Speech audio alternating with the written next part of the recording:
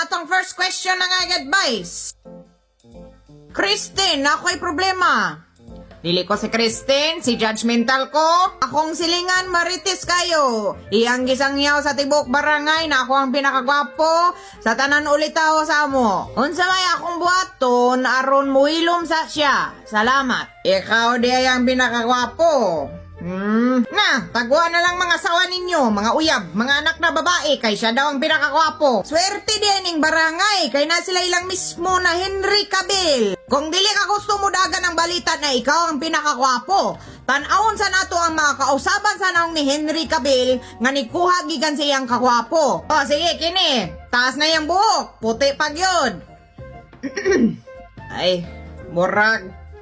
Gwapo pa man siya. Sige, next na lang. Agoy. Nisamot ka gwapo tungod sa bungot. Sige, kini, wala na'y bungot.